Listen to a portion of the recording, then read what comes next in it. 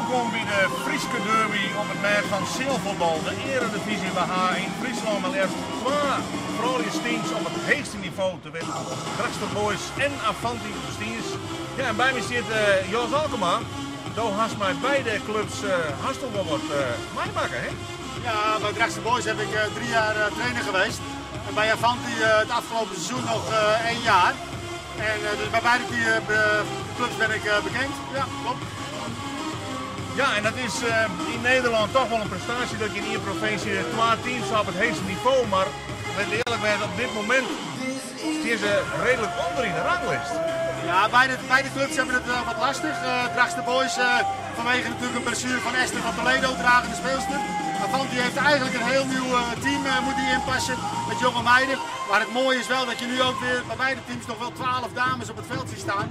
Die op dit niveau mogen meespelen en spelen. En dat is denk ik voor Friesland een heel mooi pluspunt.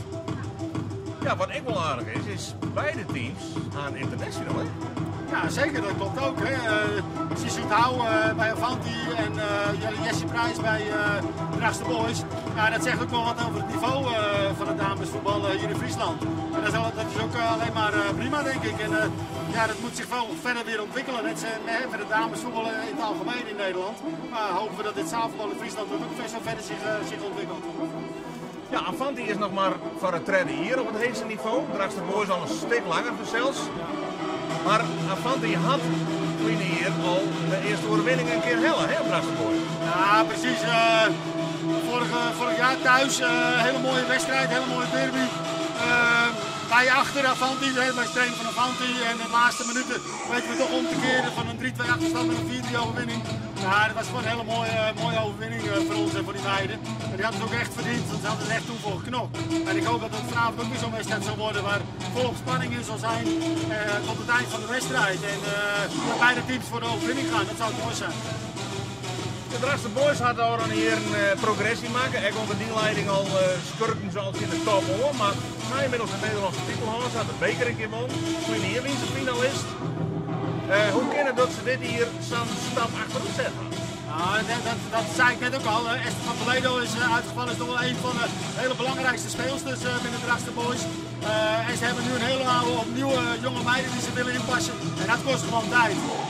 Alleen die tijd die krijgen ze wel bij de Drachtster Boys en dat is mooi. En die tijd moet je ook gunnen.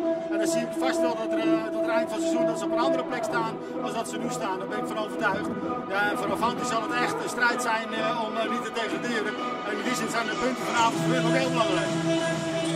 Dat is vandaag een beetje raar, want dan zie je het altijd langs de lijn. Dan best nou eens een keer zonder post, hè? Ja, zeker. Nou, dat heeft ook met privéomstandigheden te maken. Alleen dat vind ik prima. Ik zie het nou even van de afstand. En ik heb gewoon even een jaartje afstand genomen. En dan zie ik daarna wel even wat ik nog ga doen in het zaalvoetbal.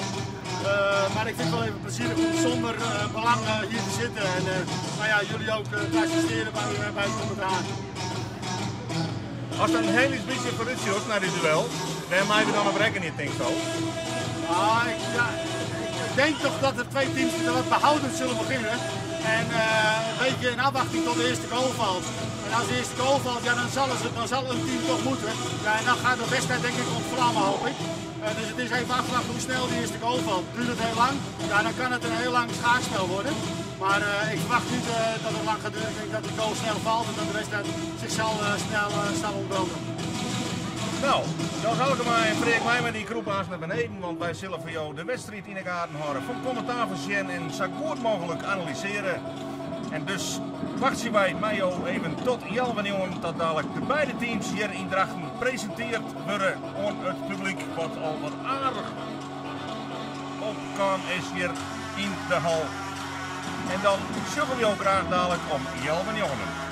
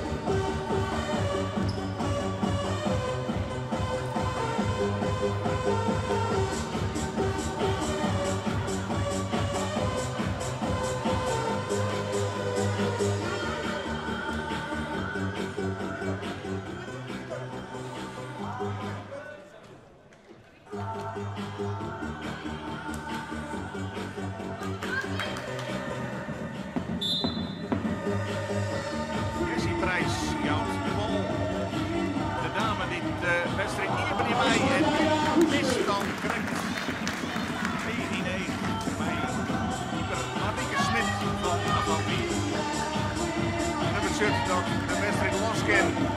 Avanti in het green. Deze keer Drachtster Boys in het zwart-wit. Bij de oorvoetersbaan aan de bal Jesse Prijs, de international aan de kant van Drachtster Boys.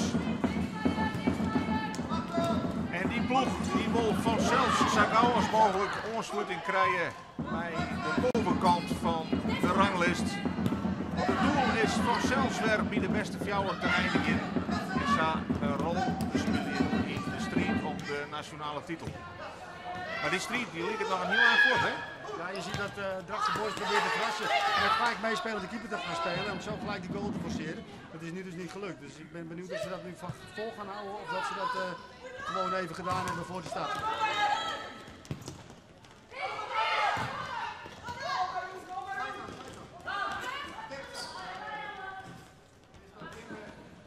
Ja, het zal eerst even een adaptatie in worden voor zelfs beide ploegen. Ze hadden allebei de punten heel hard nodig. Avanti had nog maar 1 keer won. Jochen nu wel spelen, 8 keer verleden. Maar gelukkig de eerste 3 punten koer bieskeren worden. Want hoeveel ploegen van de 12 moeten er degraderen aan het einde van het seizoen? Nummer laatst die degradeert en nummer 1 laatst die moet er nog om spelen. Dus dat zijn de regels, maar het hangt eigenlijk weer af van of de teams willen promoveren of niet. Dus dat is altijd weer afhankelijk daarvan. Nou, wat dat allemaal belangrijk, Avanti op dit moment dus nog correct op het plakje nummer 11 aan de goede kant. Daaronder zit nog Ex-Studiantes Zwolle. Nu gaan wedstrijden 0 punten. Dat is in elk geval een noggelijke gedachte dat er een ploeg onder zit. Ja, Drachtster Boys die staat op het 9e plak. En het gaat naar de nummer 4 is toch behoorlijk. Nieuw Roden had al 18 punten en Drachtster Boys nog maar 9. En dat is een heel eind om in te helden, hè? Ja, zeker. Ze moeten echt een serie gaan maken om die aansluiting weer te kunnen vinden. Maar ik denk dat dat hun eerste zorg is. Ze willen eerst een goede wedstrijd gaan spelen. Dus ja, ik ben verder heel benieuwd. Het spel dat ontwikkelt zich nu wat. De Drachtster Boys probeert wat druk te zetten om het Avanti in opbouw lastig te maken. Ja, dat lukt ook. Ze hebben vrij snel weer balbezit. Alleen dan de voortzetting. Diepe bal. Aafke die net overgekopt heeft. Shishit Hou namens Avanti, maar reg nummer 8. Dat is de Ore International die we hier in het veld vinden kennen. Hij is together met Jesse Prijs een soort onderwijs voor de trainingen van het Nederlands team. Hij joert dus zijn oren nog.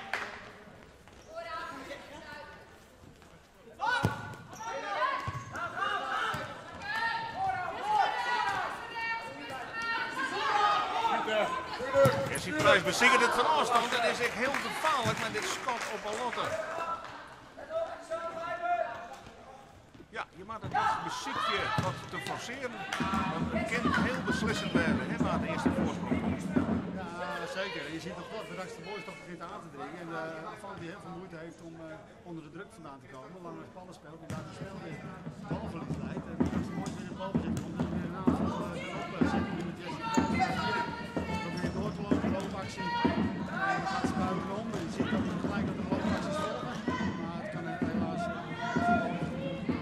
de Avanti kan weer overnemen. En je ziet dat Avanti weer direct de lange bal gaat spelen.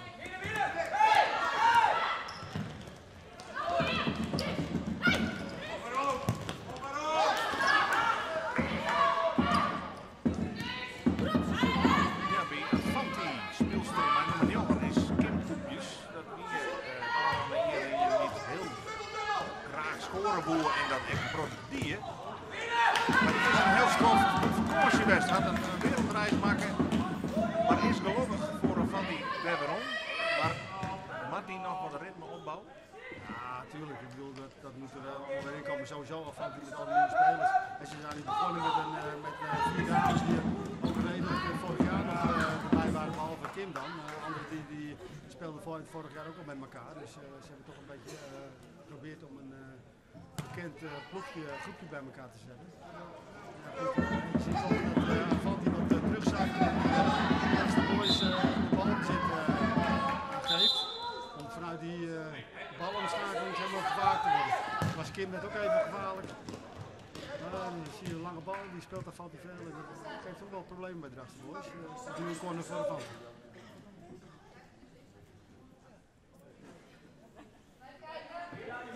We zien wat ze in petto gaan met deze derde speelmoment.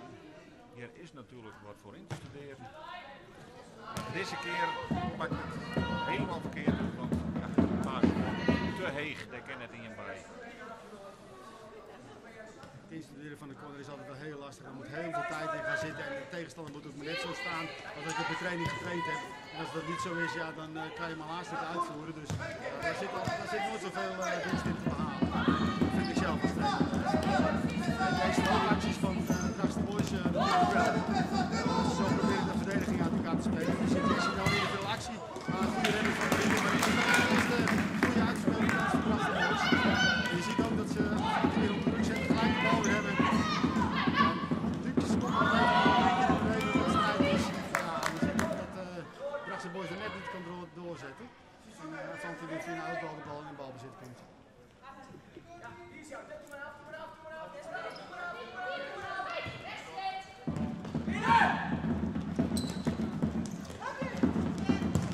Kim Poepjes, die zie je er direct maar eens aan staan. De bal wordt van richting verloren, maar dat is wel een speelster die het avontuur gewoond wat. En die ken ik wel wat. Hè. Zij had wel een neusje verdoeld.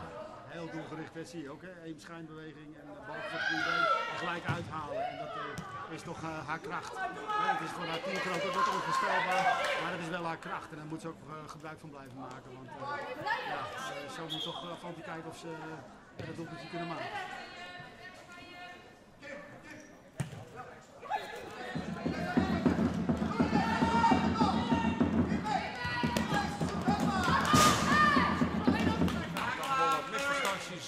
Bij de ploeg van Jessie Prijs, die gaat teamgenoten net vindt.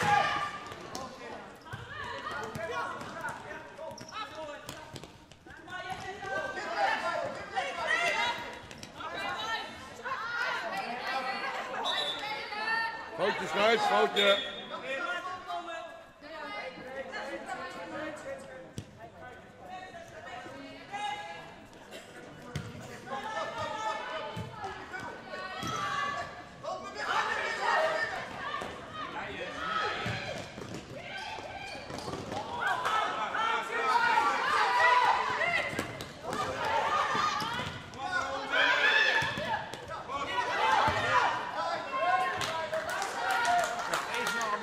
Zenuwachtig, de ploegen die wollen heel graag, ze zijn gretig, maar dat levert ook een protte balverlies op. En onnauwkeurige passes. Maar misschien ook. Jessie Prijs, kan die hem voorkrijgen? Nee, ik ben net. Het is helemaal achterin en waar gaat het naar mij? Ja, knappe redding, Anna Rijtsma.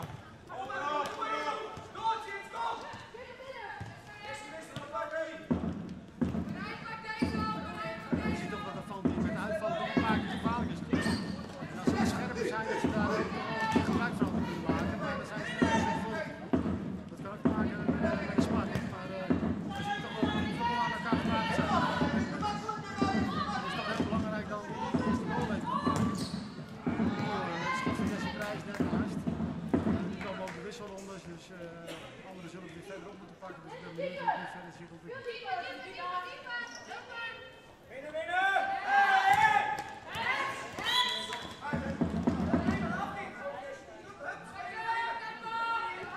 De eerste 4 minuten zitten erop. Nog net. Skeer van welke ploeg dan ook.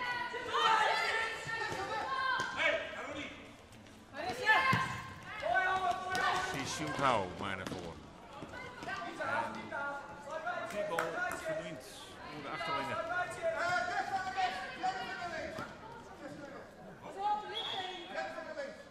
Ja, bij Avante is hier nou John Baas voor de groep als trainer zijn. Kist nog hem niet verliezen? Nee, ik ken John niet. Ik heb ook contact met hem gehad in de voorbereiding natuurlijk voor hem. Om even aan te geven hoe het team, hoe we getraind hebben. En dat soort dingen. Maar voor de rest ken ik hem dus niet. Die vandaan komt en voor zichzelf wil investeren op het Eredivisieniveau het zaalvoetbal te beleven en de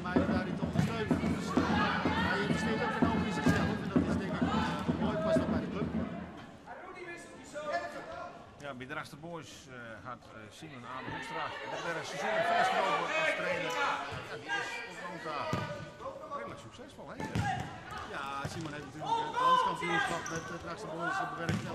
Ook bekeroverwinning. Dus in die zin heeft hij de afgelopen 3 jaar heel goed gepresteerd. Het is die keeper goed gepareerd. Je ziet toch dat het wel kansen overleren is. Dat Avanti niet echt kansloos is.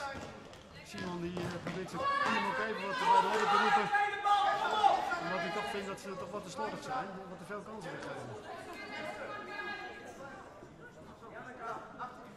Jennifer Boersma, die ging alleen nog op Anna Rijsma, de kiepster van Drachter Boys, maar die bij heel goed die paard. Dus schreeuwen we nog steeds een tussenstand van een hele goal van deze Friese derby.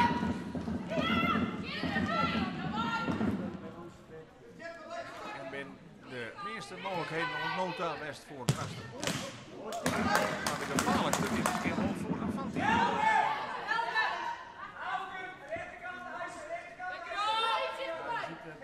Natuurlijk wel vaak. Die hebben echt ingestudeerde corners. Dat zie je ook gebeuren. Zie je, gewoon een kans.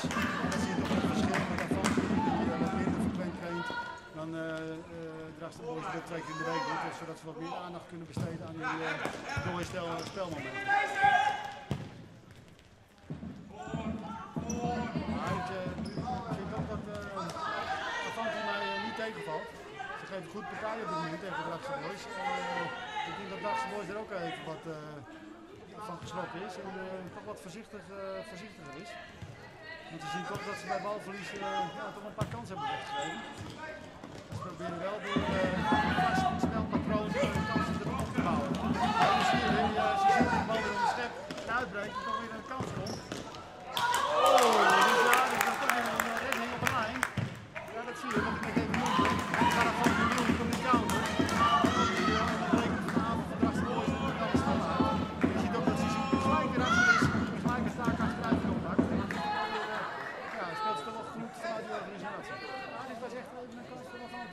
Drachter Boys goed weg.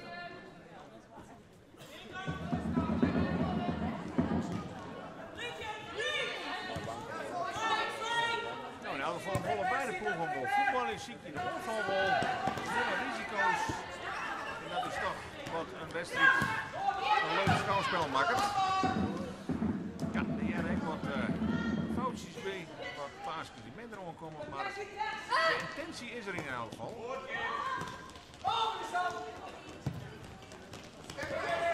Het wachtje is op de ploeg die het wel hier bereikt. Ze zoekt hou, stapt En die ik mocht.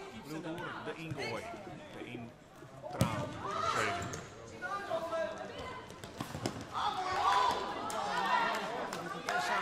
Die eigenlijk te laat gegeven wordt door de Sisoet. Anders had ze zo door kunnen lopen naar de goal. Maar ja, je ziet toch wel, Avanti is echt iets minder dan Drachter Boys. Dus het wordt nog een spannende strijd en het gaat echt er even om wie maakt de eerste goal. Ik denk dat er dan wat spanning afgaat en dat dan de wedstrijd echt in komt.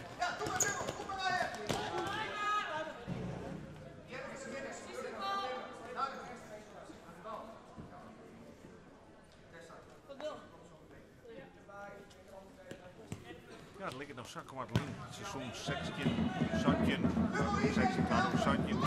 Nederlandse in de Drachter Boys. Dat die pakt is eigenlijk de beker. Het is eigenlijk nog maar Craig Lien. Ja, zo'n die titel er wel een soort verhoren. Een protte oren speelsters in de ploegkamer. En dat had natuurlijk zijn neerslag op de prestaties.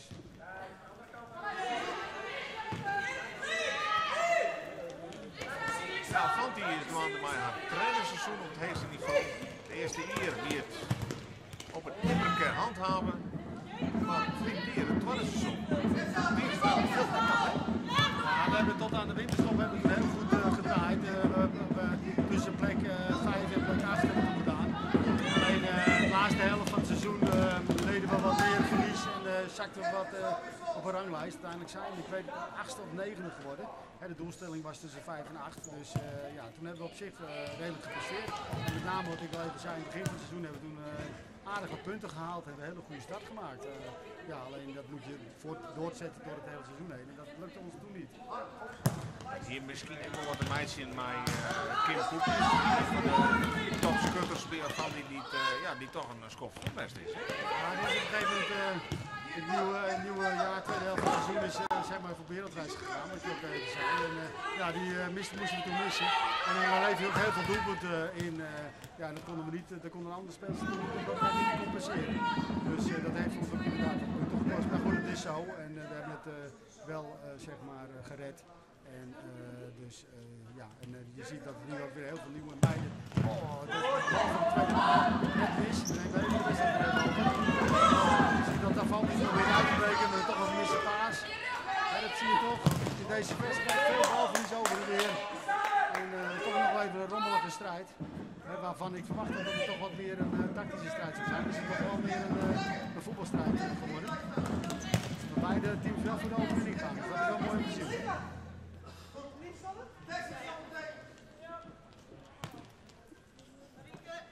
Intraap op een ei voor Drachtster Boys.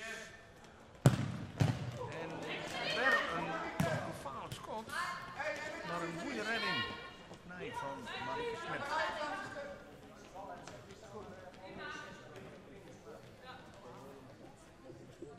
De Drachtster Boys wint hier een heel seizoen. Moest een heel volgens hun best waren eerst om bij de eerste vrouw te komen, maar kwam uiteindelijk in de finale. En hier toen de redde wedstrijd nodig voor de taal waar Nederland Sabrina was. En die was krap verlend. Ze waren dus heel dicht bij titelprolongatie. Maar het lukte haar toen op het nipperke door de handen.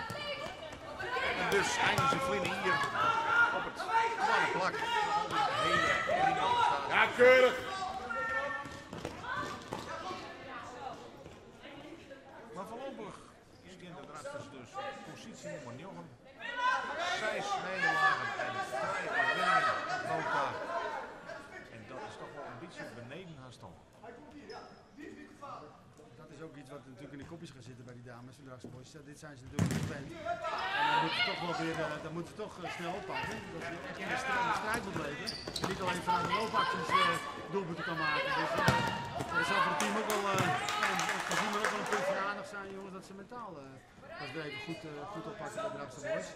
En het heeft, wat ik net ook even zei in de voorbeschouwing, het heeft ook tijd nodig om al die nieuwe meiden in te passen. En, goed, maar dat gaat ook gepaard met het behalen van overwinningen. Nou, je ziet het spel gaat wel op en neer. Hè. Zo is Avante in de aanval, nu weer gelijk een corner voor de Drachtster Boys. Die hebben er vast wel weer ingestudeerd. Ze kijken nu ook even naar elkaar. Simon probeert het even vanaf de kant af even op te zetten. Je ziet nou een loopactie buitenom, afrol. Ja, een bal proberen bij de tweede paal. Dus goed verdedigd door, volgens mij is dat Amber. Die stond goed opgesteld. Speelster van Avante in ieder geval. Ja, er staat ook wel weer een bepaald patroon in. Hij doorlopen naar de tweede paal. Daar de bal proberen te Time-out Avanti. Ja, Avanti zat er goed bovenop, verdedigt goed. En wat ik ook even wil zeggen is dat wij natuurlijk wel bijna een goede keepster hebben. Dat is ook wel heel belangrijk in de zaal, want keepster is 20% van het team. En als je een goede hebt staan, dat geeft ook vertrouwen ook aan de verdediging en de rest van het team. En nou ja, wij hebben een goede keepster. Dat is wel een mooie constatering. Even de time-out. Drachtster Boys en Avanti. Die always tactiek misschien een beetje instellen. Secties missen. Nota in Avanti. Partij aan Drachtster Boys. Die toch favoriet in eigen hal is.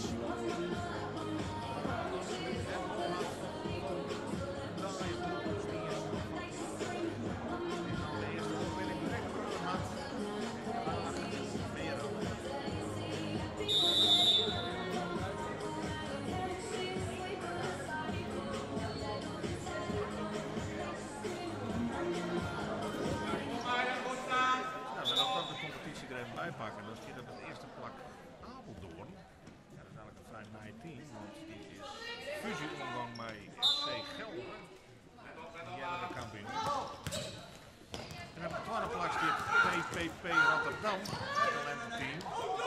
En die ploeg is weer van mijn VV Perlis. En dit is al even gevaarlijk bij het hakje. Heel doelgericht, hè. Niet nadenken hoe ze ervoor staat nu, hè. Gewoon zijn bal, hup, hakje nemen en hopen dat hij dan goed valt. In dit geval niet, maar ze is altijd doelgericht. Dus dat zou je zo zien.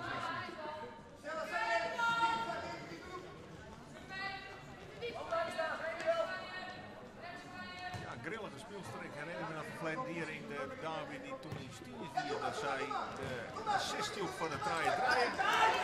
En zelf de winnende maken toen, vlak voor tijd. En is het dus heel beslissend in die derby. Dat is eigenlijk de allereerste keer in de clubhistorie dat Avanti een keer won van Drachtster Boys. Altijd leuk natuurlijk voor een geschiedenisboek. Ja, en Dobby is trainer, hè, Tom? Ja, zeker, maar dat was een hele leuke ervaring. Dus, je ziet toch dat Avanti zo'n heel initiatief heeft en dat Drachtster Boys echt moet wennen aan de strijd die Avanti levert. Dat ze eigenlijk niet in een spel komen. Ja, ze hebben, zeg maar, houden een keer om in de wedstrijd te blijven. Dus ik voorzie eigenlijk dat Avanti dichter bij de goal is dan Drachtster Boys. Maar goed, je weet het nooit, het is samenbal, dus we zullen het verder afwachten.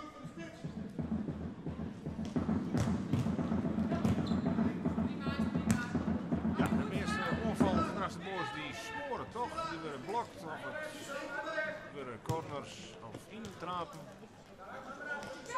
De kunst is om dat gotje te vinden, dat die bal er toch een keer tussen getrokken werd en dan echt voor de keeper te passeren.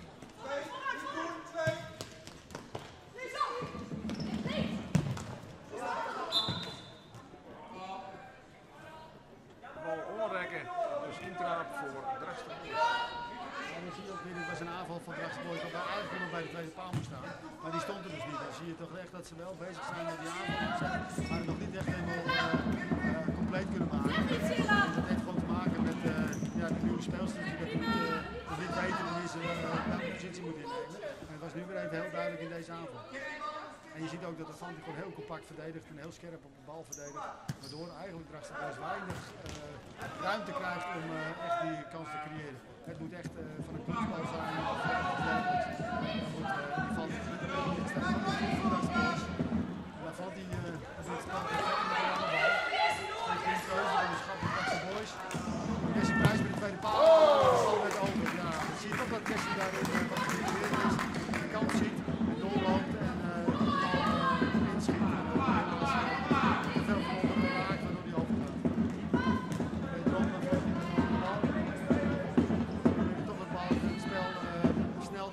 Verplaatsen naar de andere helft van Drachtster Boys. Maar goed, het lukt nog niet echt om dan in balbezit te blijven.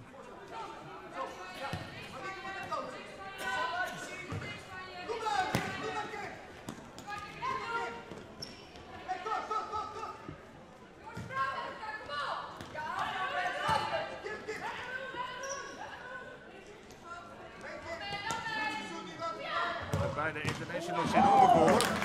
Dan toch in de draai is de prijs, maar ja, knap schot, want daar correct neerkurken. En dit hier is heel dicht bij die inningstreffer.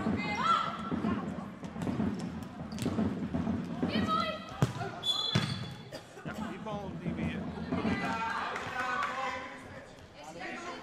Dit blijft bij de time-out zijn. Beide ploegen hebben een goede keeper en ook die zag dat Marieke er goed bij zit bij de gedekte schot van Jesse Prijs. En die vrouw in de actie probeert te scoren. En probeert Kim aan de andere kant voor de slijn neergezet. En je ziet in de zaal de slijn toch wel toegestaan is als het maar op de bal is. Dus, nou ja, in dit geval was dat zeker het geval, dus de scheidsrechter fluit het dan ook niet. En dan kan die bal wel naast niet, dan weer een eigen bal west, maar hij kan op de pil. En dan zul je dat die 4 mooi toch een behoorlijk wapen is bij zilvervoetbal. Want het is heel moeilijk voor een keeper aan de andere kant om dat te anticiperen. De speelster ervoor te staan en ook de eigen speelster. Dan betekent het zeer en ook de ruimte om te springen. En je ziet dat dat dan inderdaad een gevaarlijke situatie is. Dan valt er nog een aantal en open. wel. Je ziet het de kiepster net over.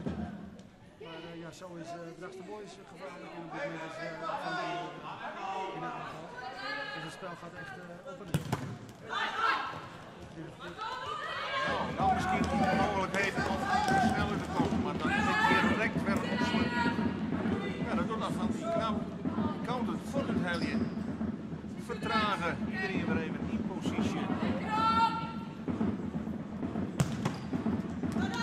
En nou... Toch weer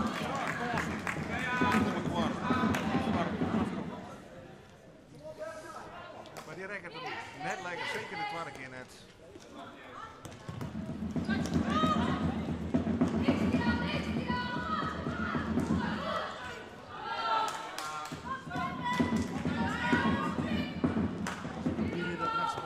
Avanti weer onder druk zet en dat Avanti toch wel moeite heeft om de voetballand uit te komen. Vandaar ook dat ze steeds die lange bal hanteren om het spel zo snel mogelijk te verplaatsen. Dat is nu ook weer. Nou, je ziet dat Kim de bal vaak doorspeelt. En dan hoopt hij de fout weer te staan. Het is wat paniekerig uit. Waardoor dus een vrije trap gefloten voor de scheidsrechter. Die heeft een overtreding gezien. Dus in dit geval blijft de bal zitten voor de Drachtster Boys. Maar je ziet dat Avanti toch probeert snel de bal naar de andere helft te verplaatsen, zodat ze onder de druk te maken. Avanti goed verdedigd hier, goed van de hand te komen. Maar je ziet ook nu weer de slag op de vast uit te komen. De bal, alleen de snelle actie van Kim, die dat weer forceert. En Avanti kan dan weer de aanval overnemen.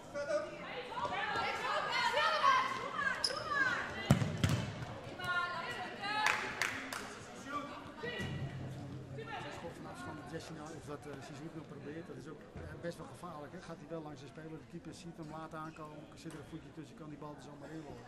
Dus je moet ook een keer af en toe zulke schoten proberen, ook al lijkt het soms kansloos. Maar zo'n bal kan soms heel raar goed vallen in de zaal, dus ik vind het mooi dat ze dat toch proberen.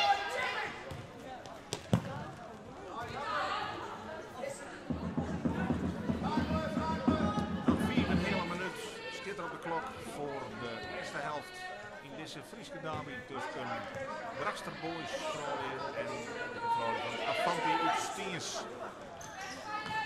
Ploegen zijn aardig om elkaar wegen. Beide ploegen krijgen kansen.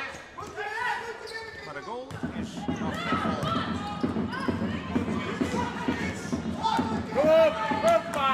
Jesse Breij, zeker het van Grutte ontstaan. Hij fluit het in de cruciaal, maar wel aan de verkeerde kant.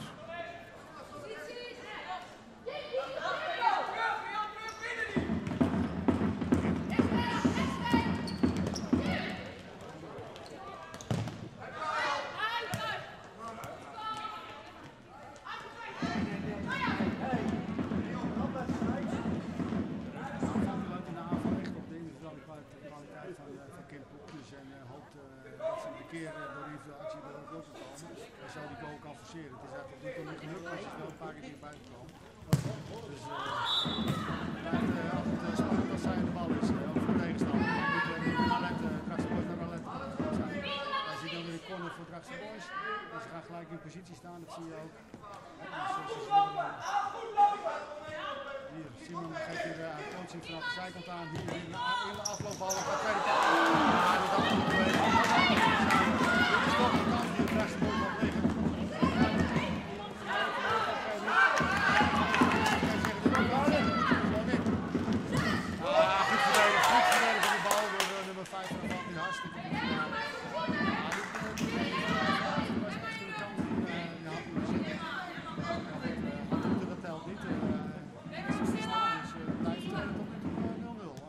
Drachtster Boys weer aan de bal. Weer een ingestudeerde vraag inloop van de bal. En ze proberen daaruit de aanval rustig op te zetten. Je ziet Avanti die compact. Hij gaat zich heel veel door de loopacties daar de gaten in te vinden. Dat lukt tot nu toe dus niet echt. Ja, dan moet ik weer even terugwisselen. Jesse Prijs mij even uitrusten.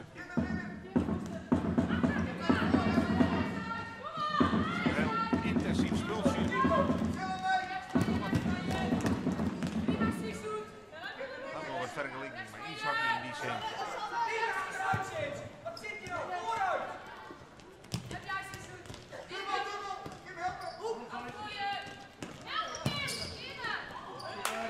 Zo'n schotje van Mulder is geen probleem.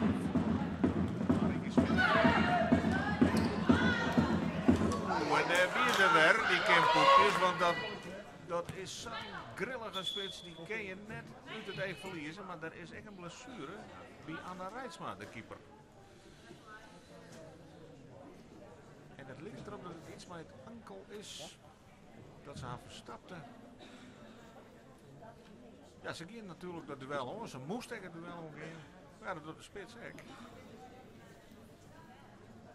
En dit zoekt wel heel sneu wezen, hè? Ja, dit hopen we natuurlijk niet. Ik hoop dat ze weer opstaan wat meevalt. Ik voel het even aan de knie.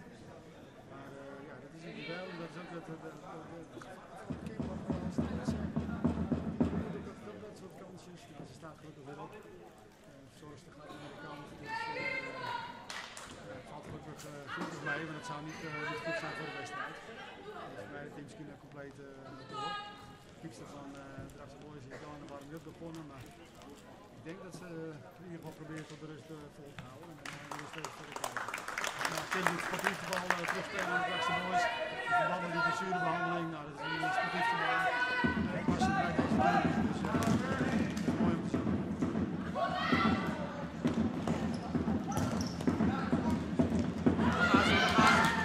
Ja, nee, de kiepster zit er goed bij aan. De blessure blijft dus gelukkig meter van. Maar dat was weer zo'n kansje. Daar loert ze echt. Dan krijgt ze de bal er tussendoor, dan is ze weg en dan is het zomaar een goal. Dus het is echt, ja, daar is ze weer. Daar is ze weer. Daar is het aan er goed bij. Maar daar is Kim echt. Het is echt het gevaar van Drachtse Boys en de kracht van Avanti. En nou ja, dat maakt deze wedstrijd wel heel spannend. Het is niet echt een schaakwedstrijd, maar er wordt aan beide kanten gestreden om de winst. En dat is denk ik alleen maar voor de toeschouwers mooi om te zien.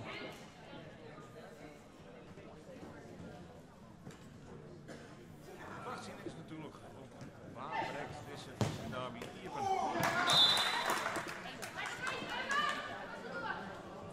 Koos binnenbal. De grootste kans weer niet correct voor Drachtse Boys. Afke de hoek, rekken de peel van dichtbij die hier er eens in matten. Maar ik Avanti had toch al een paar aardige mogelijkheden gehad. Meestal via Kim.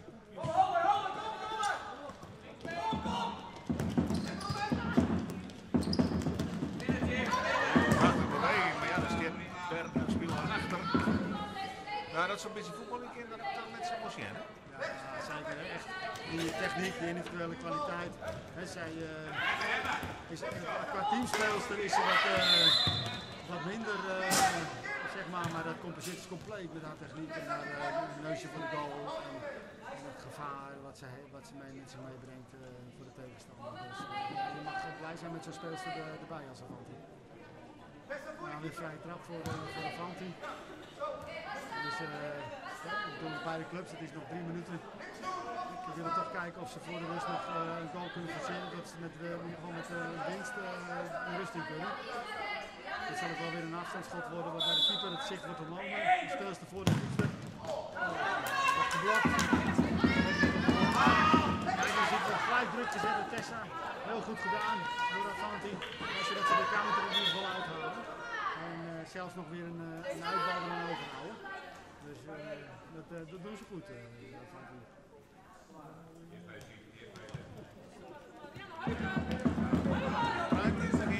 De eerste helft. Bij stand van 0-0. Bij kansen op beide kanten. Bij scherpe peel van Drachtse Boys. Maar nog zonder doelpunten.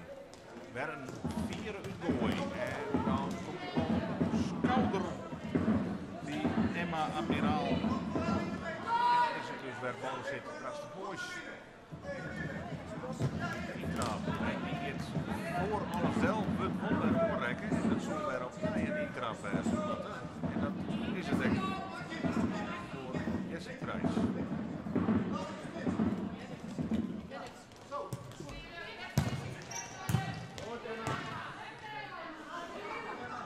Ja, Avanti is taai. Sluit goed. Elke Drachtse Boys eigenlijk niet gelegenheid om het er nog in te trekken. Ze zitten steeds voor de man, tikken de bal steeds net weg, dus dat de Drachtse Boys niet die bal kan aannemen en de aanval verder kan opzetten.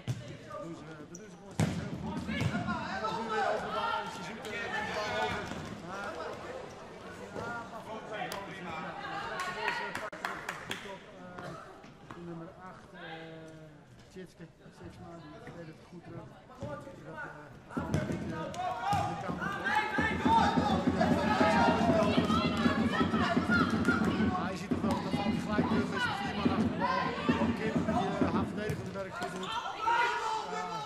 niet goed aannemen.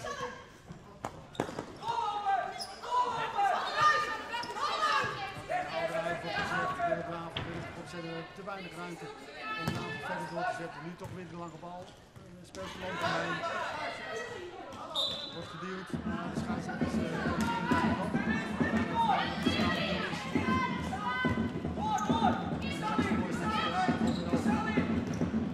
Kim sluit er in.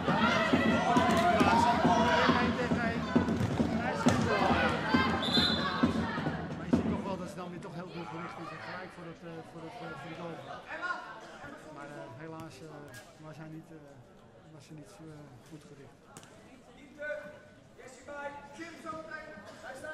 En even rust, 2 minuten voor de pauze. Bij dat schot van Kim Poepjes. En werd die vierde uitgooi van Anna Rijtsma, die gelukkig net al te volle hinderlijke te hebben van die blessure van die krijgt. En heel gevaarlijk is, maar die vierde. Time-out, Draagster Boys. Wilst Draagster Boys. Simon Abe Hoekstra, de coach, toch nog even een time-out hebben van zijn vrouw. Ja, dit is natuurlijk een moment dat je de tegenstander misschien nog even zeer aan kennen zijn vlak van het schoft. En jezelf even een boost aan kennen. Dus het is misschien toch wel een mooi moment, hè, even van de time-out. Ja, dat zie je bij Simon Hoekstra, Simon Abe Hoekstra, die doet dat wel vaker om vlak voor de rust even een time-out te pakken. Al bij de stand van 0-0. Nog even een puntje op die zetten om toch te zorgen in ieder geval dat je niet met een achterstand de rust in gaat. Maar misschien wel juist probeert de 1-0 te forceren. Dus dat zal hij nou zijn team ook zeg maar op coachen en uitpraten. En ja, je ziet dat de Fant die ook druk bezig is om te kijken hoe ze de verdediging goed compact kunnen blijven houden, achter de man blijven verdedigen. En zo die 0 zo lang mogelijk in stand te houden en toch maar weer op die counter in de actie van Kim.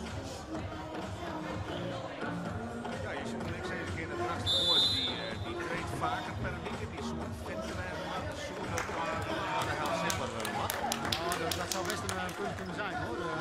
Je ziet ook dat bij Avanti bepaalde speelsters wat meer minuten maken als bij Draagster Boys. En dat kan inderdaad op het eind van de wedstrijd zou dat op kunnen breken, maar dat moeten we dus maar even verder zien. Ja, dan zie je ook weer een gestudeerde corner die niet goed uitgevoerd wordt. En Avanti toch gelijk ook weer druk zet naar voren en de bal weer over kan nemen.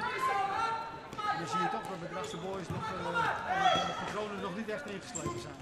Ja, nou komt de kant van Christen Poelman, schiet op de schot was goed geblokt door Sita. En daar blijft het corner over voor de Fanten. Ja, Draagster Boys moet niet opletten, want oké, dit wordt ook goed verdedigd, goed opgepakt. Maar hij ziet toch wel dat hij de laatste minuut toch probeert aan te dringen. Christen Poelman probeert de tweede bal te bereiken waar de speelster van Avanti staat, maar die bal komt er niet en wordt er weer uitgehaald. En Avanti mag weer door met een uitbal bijna op de helft. Dit wordt niet begrepen deze paas van seizoen en de Draagster Boys kan aan het overnemen. 1 minuut 24 op de klok. Super speeltijd. En dit is een aanzwaaier van Draagster Boys. Zowel van de Avanti als van de Draagster Boys zie je dat hij wat te veel, dat hij te weinig recht op de goal gericht is, maar te veel afslagen en misschien te snel in de gaas geschoten. En dat kan ook best met de spanning te maken hebben natuurlijk. Want je weet ook dat het een spannende wedstrijd is die dicht bij elkaar ligt. En dan wil je geen fouten maken.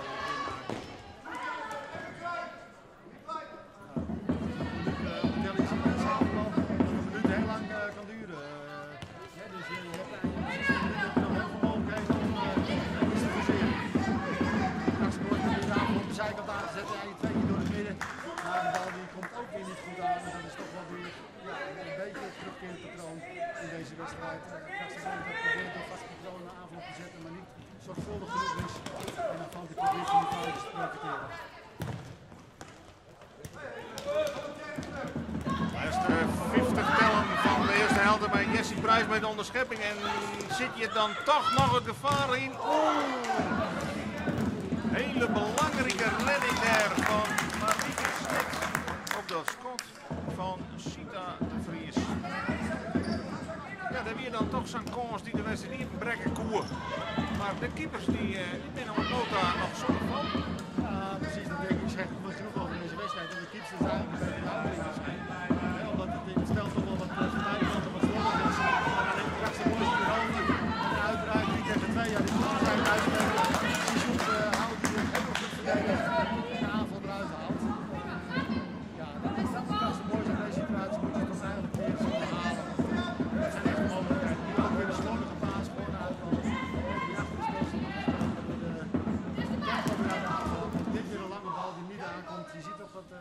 spelers een beetje op zoek zijn naar hoe moeten we staan, hoe moeten we spelen en de basis niet gedaan komen. Er zijn nog 15 seconden op de teller. Je zal zien dat nu ook een lange bal komt van de bal. Toch te kijken of ze die goal nog kunnen maken. Laatste mogelijk iets een beetje van de eerste helft. Laatste 8 seconden en Avanti die houdt de controle, houdt zelf de bal zit. Kan misschien zelfs nog een keer het scoren komen. Nee, slagen het net meer. Dit is gedaan wie de eerste. Dames en heren, pak hem alvast de loten erbij. U kunt een binnenbal winnen, het waren voor €50 en een minivoetbal van 100% voetbal. Voor Krasnodar met het schot op de peel, maar eigenlijk weer een hele fraaie voor de kant van Avanti. Maar de keepers binnen nog fout lezen op het shirt. Dat het gebeuren wat in de tweede helft hier in Drachten. Derby tussen Krasnodar en Avanti.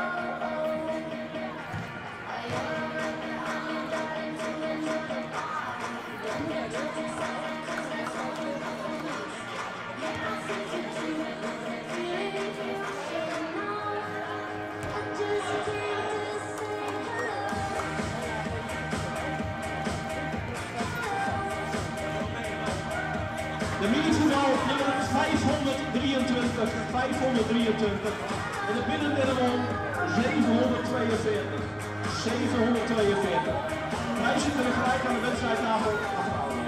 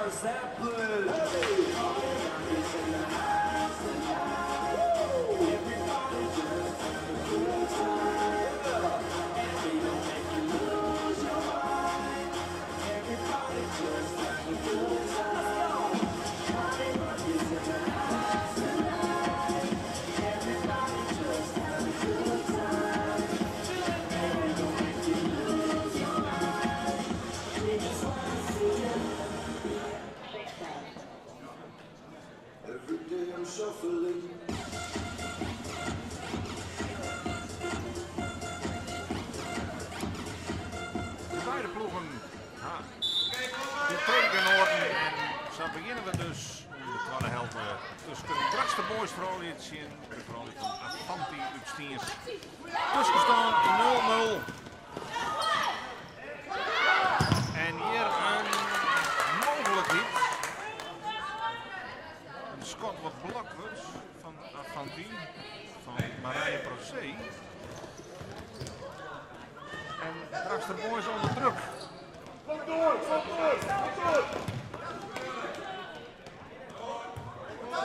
Nou, die bal die rekt niks in het plafond en dus mij speelt terug in via Sissoet Hou, maar had even een miscommunicatie. Dat Drachtster Boys werd oppikken kent, maar echt die begrepen elkaar eventjes net goed. Ja, dat is toch wel een beetje kenmerkend van deze wedstrijd op Nota. Een soort misverstand, plaatsfoutjes, slordigheidjes. Werd toch het nog net echt losbreekt. Kim Poepjes bij de intrap.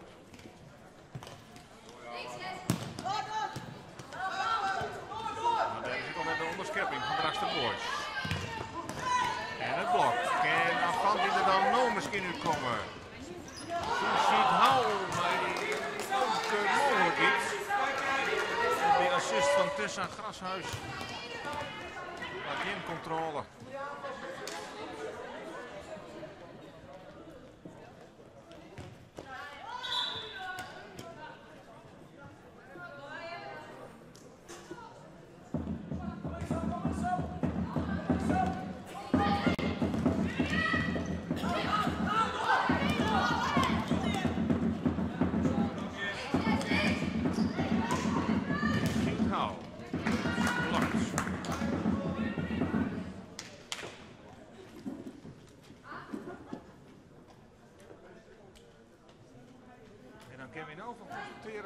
Avanti net benauwd in de klaarkamer waarom kwam is. Want de eerste mogelijkheid binnen toch voor de ploeg uit Stiers.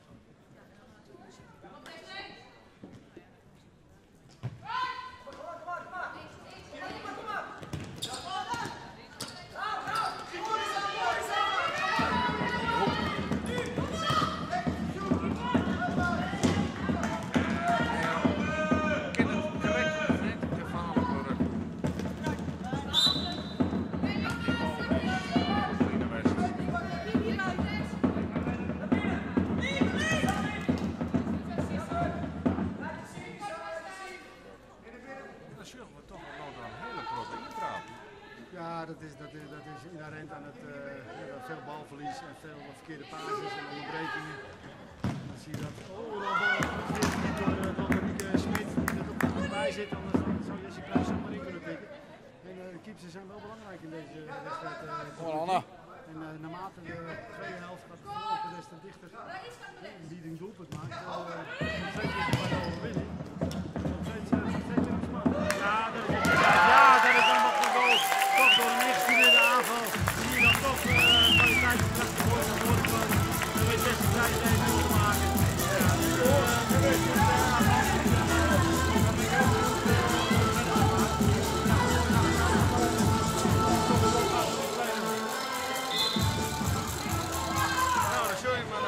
Het beste de klaarkamer, maar na 1 minuut en 47 seconden leidt de bal aan de andere kant erin. Jessie Prijs scoort 4-0 namens Drachtster Boys. En de wedstrijd leidt dus nog hier. Ja, nou maar daarvan die wat betekent, hè? Ja, dat klopt. Dus nou ben ik heel benieuwd of dat gaat lukken. Ze zaten natuurlijk in het spel dat Drachtster Boys moest komen. Maar je ziet toch dat Drachtster Boys wel blijft aanvallen. Dus de kans voor de fouten voor die counter die blijft er toch altijd nog wel op dit moment. De wedstrijd is nog net begonnen in de tweede helft. Er staan nog ruim 17 minuten op de klok. Dus er is nog tijd genoeg ook voor Avanti om die aansluiting te maken. Je ziet dat er nu wat onduidelijkheid is bij de scheidsrechter. Dus die corner op dit, dat geeft toch een corner. Kijken of de Drachtster Boys weer ingestudeerde corner kan uitvoeren. Nee, helemaal niet leuk. Dat zie je toch een beetje in deze wedstrijd. Veel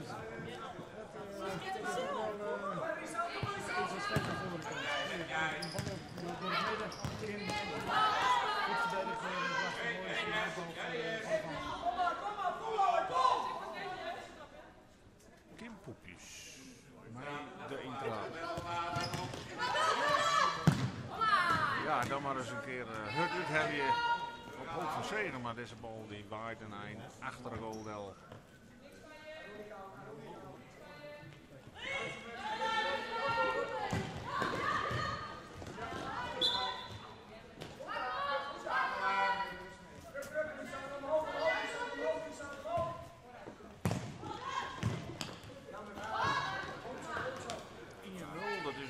Een soort doelpunt, maar dat kan wel, hè, niet zo voetbal. Ja, dat kan zomaar. En het kan ook zomaar in een paar minuten kan het zo op beide kanten goals vallen. Dat is ook het mooie aan zaalvoetbal. Er zijn heel veel acties voor de goal. Het middenveldspel is er eigenlijk niet. Hier, daar gaat een balteam, maar de keeper is er toch weer goed bij. Braxton Boys neemt de bal, we zitten over. Kim probeert nog druk te zetten, maar dat speelt Braxton Boys goed onderuit. De zijkant de tweede paal wordt ingelopen en wordt toch weer goed verdedigd door Afanti. Nummer 3 van Afanti die staat goed kom op! Goed te spelen. Ja, dan weer Hens van en dus balbezit voor Engeland. Zij is even aan de druk. De Drachtster Boys natuurlijk lekker. Dat ze nou die vastsprong gaan en die zullen meteen gaan, dan gaan we niet in erbij en dan gaan we een take-deal. Maar Afanti is nog net te sluiten.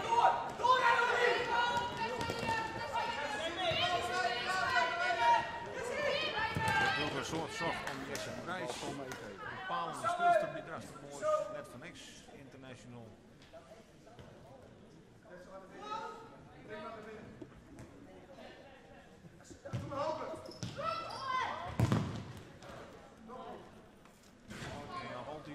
Balbezit van Drachtster Boys.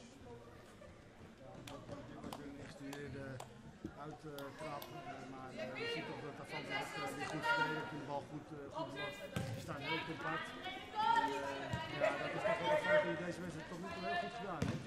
Op die hele moment dan die goal van Jesse Prijs. De wedstrijd is nog niet gespeeld.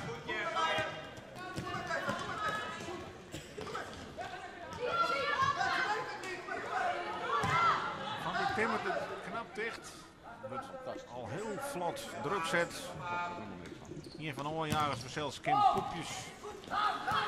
En die is nou even de controle kwijt.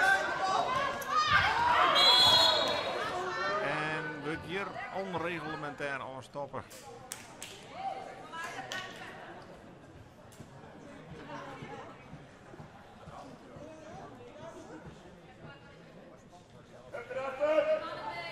Nog 16 minuten op de klok, dus er is nog van alles mogelijk zelfs.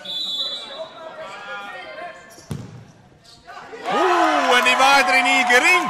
Een fantastisch schot. Hier van grote afstand van Marije Procé. En dat verrast alles en iedereen. In elk geval keeper Anna Rijtsma, die hier het zicht er net op. En dan is het gewoon weer gelijk. De stand is 1-1 door de maakster Marije Procé.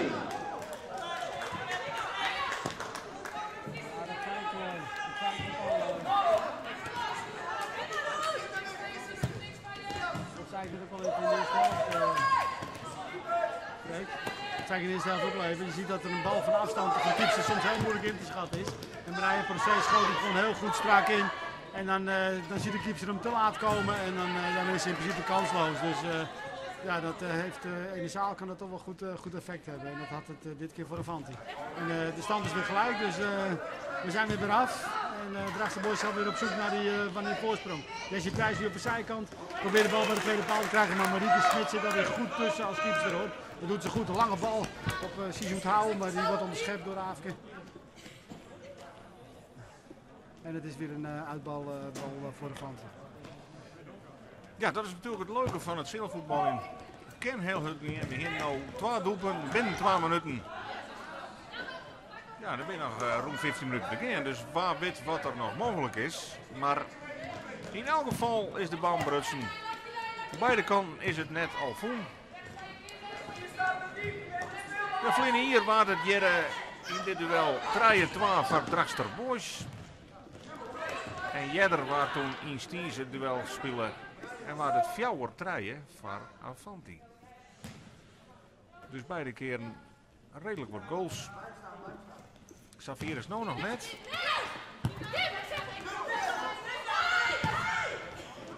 Maar de ploegen binnen dan ik redelijk om elkaar weggejoerd. Ja, je ziet nu dat na die 1-1 het spel toch weer even wat rustiger is geworden. De ploegen zich even weer moeten oppakken van hey, 1-0 achter, nu 1-1. Wat gaan we doen? Dus je ziet even een moment van aftasten weer. En de Drachtse Boys probeert het weer op te pakken vanuit de vaste organisatie. En dan valt hij proberen iets meer druk naar voren te geven. Ja, dat is natuurlijk wel gevaarlijk, want dan geef je wel ruimte achter je verdediging weg. Maar dat wordt goed opgepakt door Sizoutau, die daar weer heel goed staat te verdedigen. En dat is toch wel een pluspunt van Avanti vanavond. Die pakken de verdediging goed op. De Drachtse Boys komt er haast niet door. Een individuele actie van Tessen die er langs komt, probeert de bal diep te spelen op Sizout. En de Drachtse Boys neemt het over. De bal op de zijkant. Maar ook nu weer toch gezien, goed verdedigd door Tessa, door Avanti. En de Drachtse Boys heeft toch moeite om er echt doorheen te komen. Nou weer een corner. En balbezit Avanti, maar Sizoutau, die kan gevaarlijk worden. Die komt er heel eind en daar is de 1-2 en waar is het Marije Pro C. Keurig uitspelen, heel snel uitspelen. Maar een belangrijke rol in deze goal voor Sizoutau, die het oorzicht bewaart en echt heel goed shot watervrij staat voor de goal. Je ziet ook Marije Procé die dan heel goed meeloopt naar die tweede paal en dan echt daar staat als die bal daar komt en mintikt. Dus dat is ook gewoon goed gezien door haar, goed spel in zicht. En ja, dat is toch wel een speelster die mij verrast bij Avanti op dit moment. Ja, dan toch wat verrassende ontwikkelingen hier, hè. Want Drachtse Boys gaat uiteraard als favoriet hier in eigen haalwol van start om dit duel, maar bijna 14 minuten begin staan ze gewoon een 1-2 achterstaan om te loeren. En dat is net wat ze binnen hier. Nee, en nou komt Avanti natuurlijk in het spel, want dan moet Drachtse Boys proberen die gelijkmaker te maken. En kan Avanti loeren op de counter, waar ze natuurlijk heel, toch wel succesvol in kunnen zijn. Ja, dus ik ben heel benieuwd.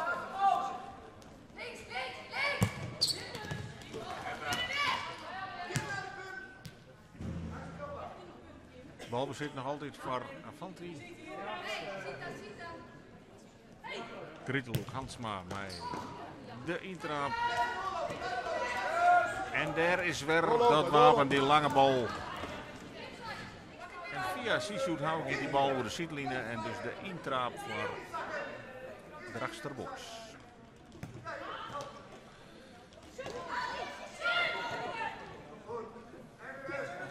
Weer heel goed verdedigd door Avanti.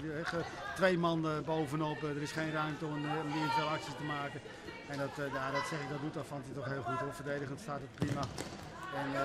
En goed, ze staan ook nu met 2-1 voor en ze kunnen even wat meer afwachtende spelen en echt op die foutjes loeren die Drachtse Boys zeker gaat maken. Maar Drachtse Boys zal er zeker niet bij laten zitten en probeert de teams weer gelijk maken te forceren door die vaste patronen die ze kennen om die weer uit te voeren. Je ziet nou Jessie Prijs probeert op de zijkant zich vrij te spelen. Maar ook dat is weer goed verdedigd door Tessen, zodat ze toch wel een schot hoog over kan afleveren en meer niet. En Avanti is weer in balbezit.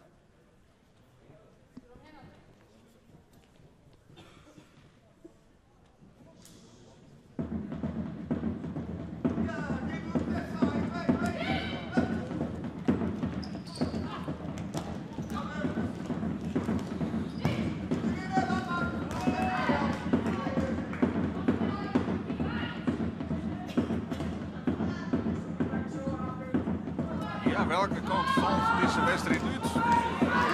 Hier is wel het balverlies. Maar de redding, dat heb je af in de hoek toch gevaarlijk. En laat ze zien dat ze hun geen slordigheid permitteren kunnen achterin, want Drachtse Boys zit erop. Jessie Prijs kan het laatste tikje net aan. We hebben hier de foutschot van Rianne Mulder. Op een correct redwerk hoor.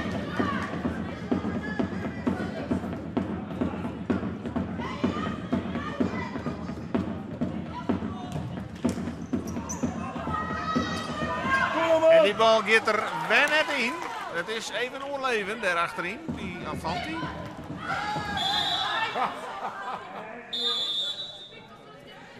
Time-out, Avanti.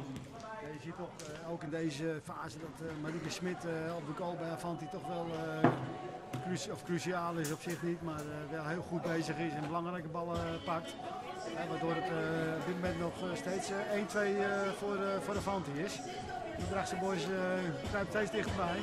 Maar geven ook natuurlijk weer ruimte achter de verdediging weg. Dus het legt genoeg mogelijkheden voor Avanti voor die counter. Dus het is heel mooi, heel benieuwd hoe de wedstrijd zich verder ontwikkelt op dit moment. Nog 12 minuten, ruim 12 minuten op de klok. Dus het kan nog alle kanten op.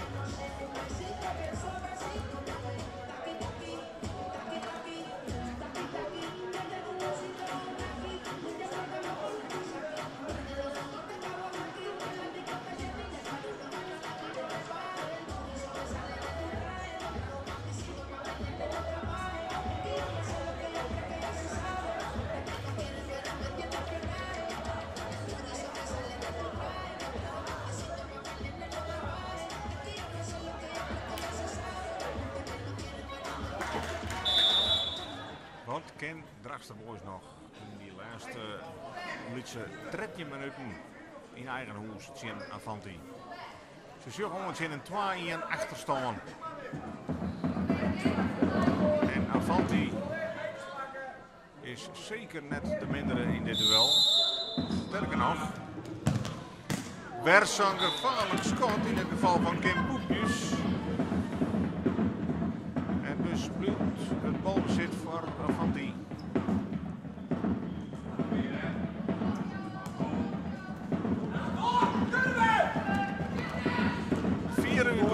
Op een ei. Je ziet dat Avanti gelijk met 4 man weer achter de bal is. En Kim Poepjes ook vanuit de aanval die terug mee verdedigt. En je ziet dat Avanti nou toch weer heel goed staat. Doordat het voor Drachtse Boys heel moeilijk is om erheen te voetballen. Ook nu weer scherp verdedigd. Ja, de bal wordt slordig weggegeven. Oké, nu staat Drachtse Boys. Valt iets uit de organisatie. Nou ja, kreeg toch een beetje een kansje, maar niet voldoende om gevaarlijk te worden voor de goal. Er wordt een uitgestelde straf gegeven aan Avanti. Blijkbaar heeft de scheidsrechter iets gezien. Ik heb het niet kunnen constateren, maar het scheidsrechter blijkbaar wel. Goed, er wordt een strafpunt gegeven aan Avanti. Er staan er 5 op tellen, dan bij een 6e is het een 10 meter trap. Maar zover zijn we nog lang niet. Goed, er staat 2 straffen voor Avanti en 3 voor Drachtse Boys. Nou, een zijkantbal voor Drachtse Boys. Jesse Prijs weer. Probeert het wel het tweede paal te bereiken, maar er wordt weer een goed blok gezet door Sizoet en Tessa. En je ziet dan toch dat ook in standaard situaties ervan dat Avanti goed georganiseerd verdedigd staat. Nu weer een corner. Ook nu weer geblokt. Jesse Prijs opnieuw. Nu haalt ze eruit, achteruit. Sita weer speelt breed. Nou, ook nu zit Avanti er weer gelijk bovenop. Daar heeft Drachtse Boys nog heel veel moeite mee om die aanval door te zetten en balbezit te houden.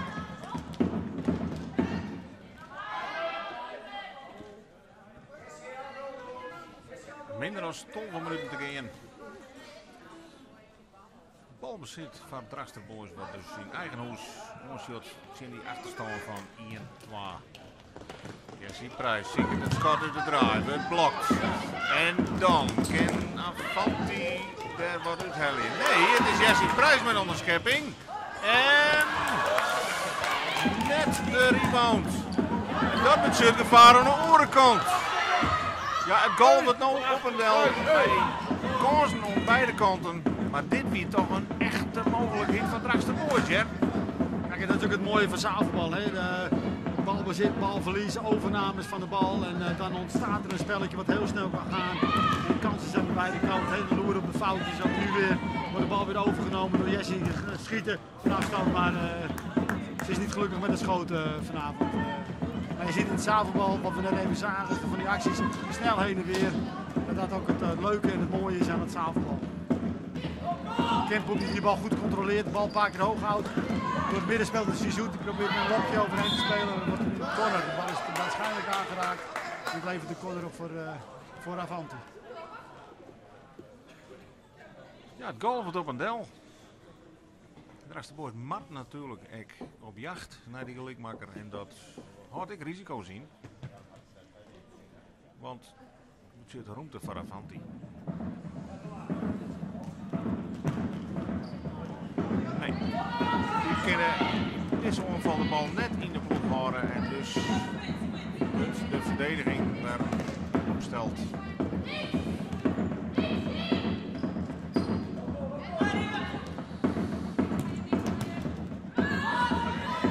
Hier draagt het maar niet druk om, want Tiet die wordt kwatter en kwatter en de druk dus grutter.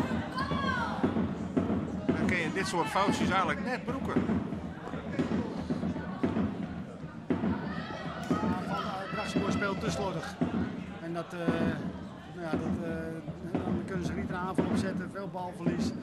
Ja, en dat is nu op dit moment echt in het voordeel van Avanti. En ze hoeven maar een foutje te maken en Avanti is erbij. En die maakt die 1-3. Dus het is echt oppassen voor Drachtsterboys. Je ziet ook dat Avanti ook druk naar voren durft te zetten. Nou, toch is terugzakt nog naar eigen helft. Goed, Drachtsterboys twijfelt toch. Probeert het toch met een lange bal. Ja, mooi genomen in één keer de Aafke, toch wel heel verrassend. Oh, maar hier zit ook de keeper toch weer goed bij. Maar het was toch wel heel verrassend, de schot van Aafke. En ja, dan zag je toch dat zo'n kans toch weer uit het niets kan ontstaan.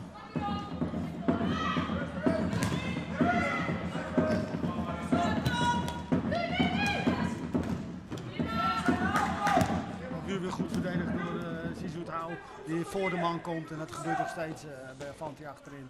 En daar heeft Drachtsterboys op dit moment nog geen antwoord op gevonden, behalve dan die ene goal. Ja, wij hier natuurlijk als omroep even vooruitblik op deze wedstrijd. En dat doen we met beide internationals, Jesse Prijs en Sizoet Hou. En die mochten beide even een voorspelling doen aan de stand. En Sizoet Hou die zei, wij winnen hier met 1-2. Want nou, dat had ze gelijk, hè? Ja, precies. Als deze stand blijft staan, dan maar was het niet 1-3 dat ze zei, maar goed. 3-1 zei Jesse en 1-2 zei Sizoet Hou. Oh, oké. Ja, nou zit Sizoet Hou er dichtstbij en die heeft de kans om dat te halen. Maar het legt weer een blessure. Ik kan niet goed zien wie dat is.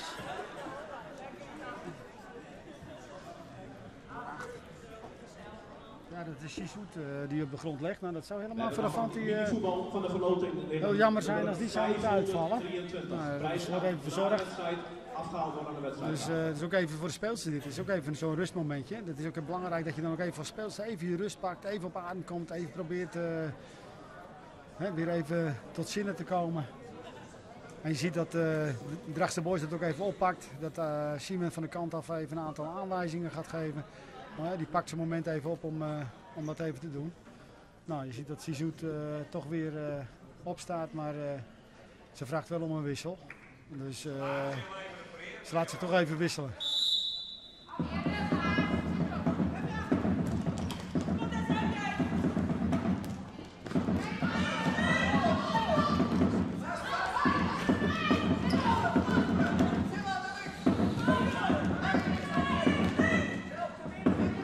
Minder dan 10 minuten te spelen in deze Friese derby. Bij balbezit van Drachtsterboys. De international aan de kant van Avanti, Sizoet Hou, even naar de kant. Licht geblesseerd, even rust pakken. En wat gebeurt hier met Avanti met Kim Poepjes? Want die kunnen er gevaarlijk uitkomen. Maar die rekken hem net lekker deze keer. Ja, en dit zijn toch kansen waar misschien wel wat meer in zit niet, hè?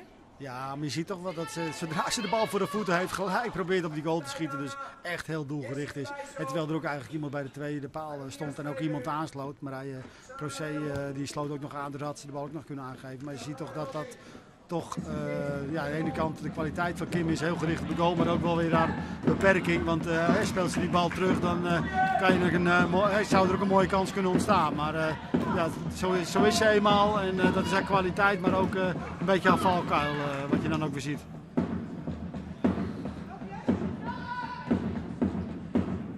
Jesse Prijs namens Drachtsterboys bij de hoekschop. Oeh, en die komt dan wel voor de goal, maar die wordt echt voortblokt. En daar verdwijnt er over de zijdlijnen. Nee, het wil nog net echt lukken bij Drachtster Boys voor wat betreft die kansen voor Silverien. En het klokje tikt voor Avanti de goede kant uit.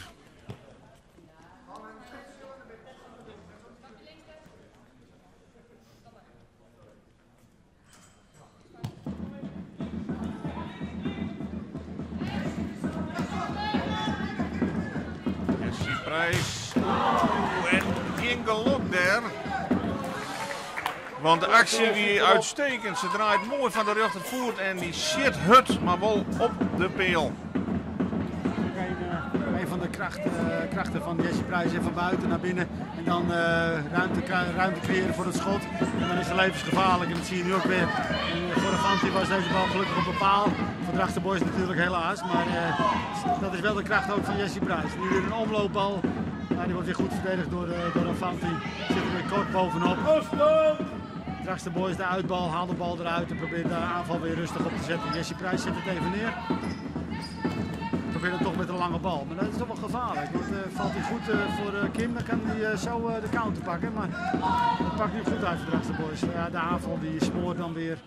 En dan zie je toch dat de speelsters elkaar niet goed, nog niet goed begrijpen.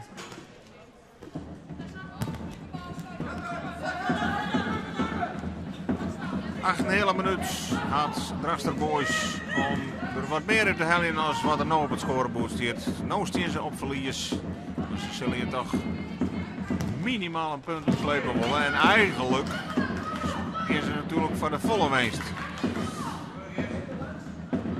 Maar het reed stroef bij de Drachtsters. En Avanti die profiteert om nota optimaal van de kansen die ze krijgen.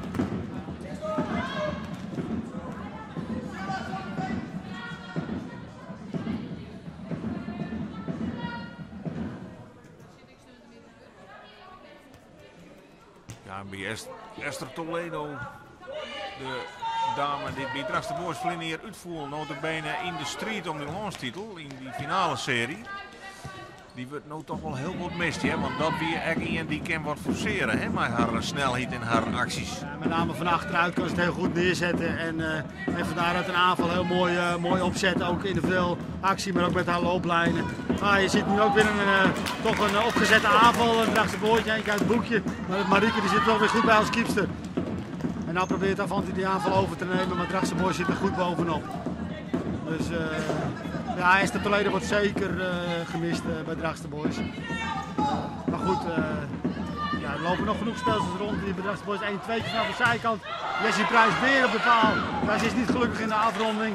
En dan zie je toch dat er dan wel vast patronen zitten die de zijkant opzoeken van Drachtster Boys. 1-2 opzetten en dan ruimte creëren voor het schot. En dat ja, belandt op dit moment in de paal. Nou, een uitbal weer op de zijkant van Drachtster Boys. Jesse Prijs probeert de tweede paal te bereiken, maar de bal wordt een beetje ongecontroleerd hoog overgeschoten. En Avanti kan weer de bal inwerpen via Marieke Smit. Die het naast zich doet houden, die weer na blessure weer in het veld gekomen is. En de minuut het oppakt. Ze zoekt een demarage van achteruit. Ja, dat gaat toch weer individuele actie, maar het schot wordt geblokt. Dat is misschien beter ook kunnen pasen in dit geval, maar ze ziet ook, zie je dan toch wel weer het goed oppakken. Oh, dus een paas door het midden niet goed.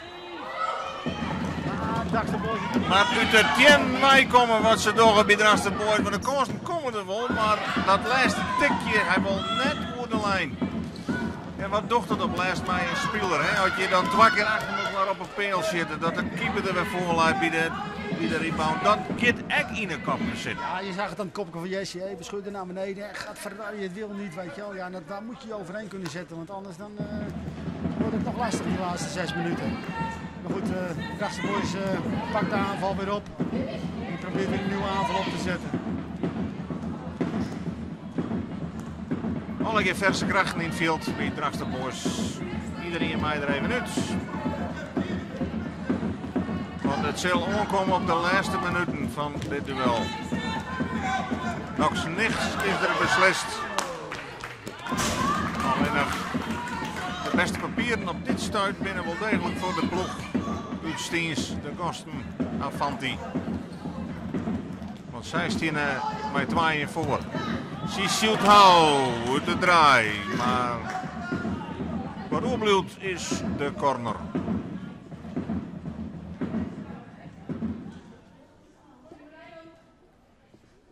Ja, en zolang zij de bal gaat, hoeven ze nergens voor te vrezen.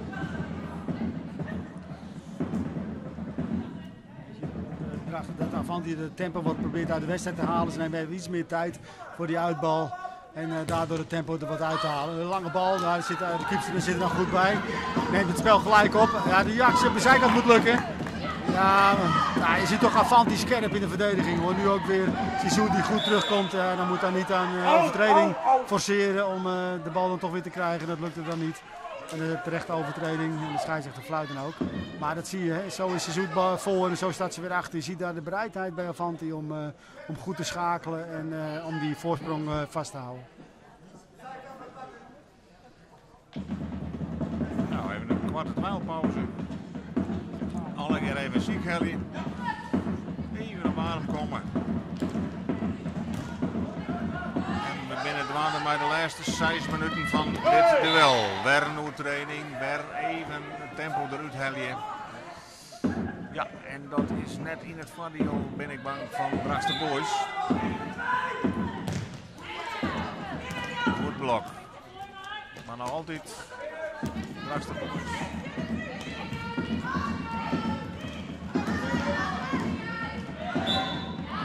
Ja, dan richt ze er toch, die Sissou houden, dat ze het balbezit met weer omgaan.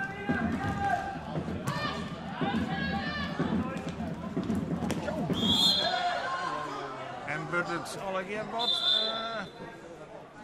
iets pittiger nou, hè? Geduld trekt het op. Ja, we zijn nu in de laatste fase van de wedstrijd gekomen. We hadden in het begin van de wedstrijd over. Hoe gaat het met de conditie van Avanti? Hoe staat het met de meiden daarvoor?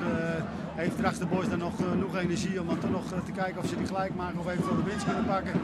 Maar voorlopig heeft Avanti een vrije trap in de helft van Drachtster Boys. En het is zeker ook een kans.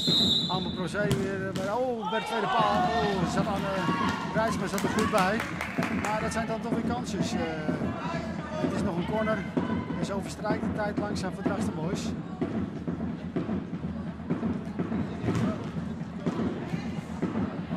Een klutsballetje geblokt door Sita. Uitbal zijkant Avanti. Sissou die met een individuele actie probeert ruimte te maken, maar dat lukt dan niet.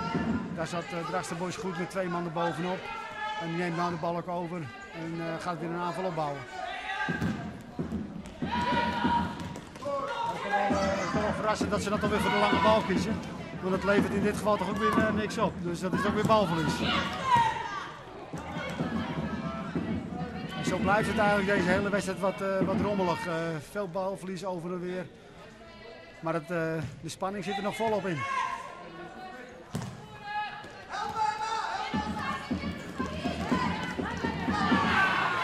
Der Avanti. Je toch net alles uithellend wat erin ziet, want het weer een gevaarlijke onderschepping.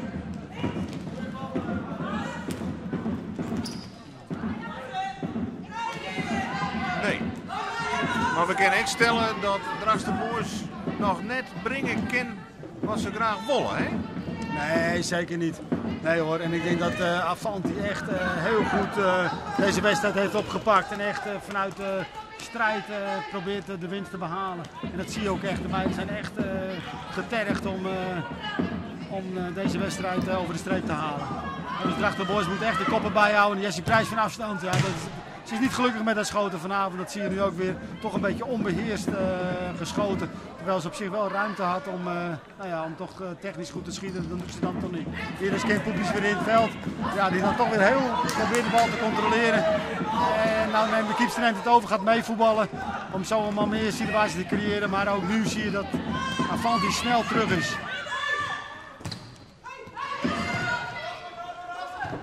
Ja, en dat zie je toch heel compact verdedigd door Avanti. Er lag wel een beetje ruimte voor Drachtster Boys, maar dan maken ze niet de goede keus. Ja, en dat heeft toch te maken met de automatismes die er nog niet in zitten. Absolute slotfase van deze wedstrijd. Minder dan 4 minuten spelen. Jessie Prijs weer in het veld. Afke de Hoek weer in het veld. En daar is dan het doelpunt. Toch een lieke ze staan op het goeds. Het is Lisanne Kempen die de vrije hoeken vindt. En de stand weer in Liekwicht stelt. Bij nog 3 minuten en 40 tellen te gaan is de stand weer in Liekwicht.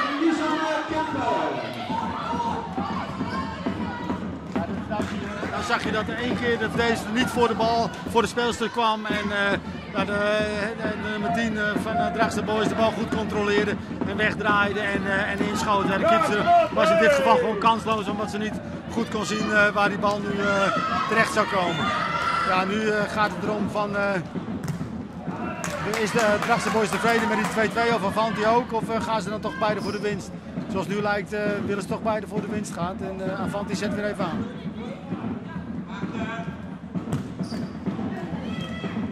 Wie is er weer? Marije Procé, die speelt een belangrijke rol, Joert. Met 2 treffers en ik al een aantal gevaarlijke schoten. Kijk nou weer, de nodige moeite voor Anna Reitsma.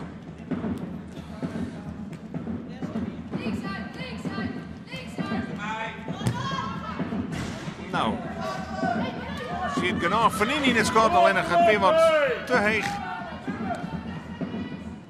En wat zit er misschien nog meer in deze wedstrijd? Want we hebben een held al 4 doelpunten, jongen. En daar gaat Kim Poepjes even de mist niet. Even de controle kwijt.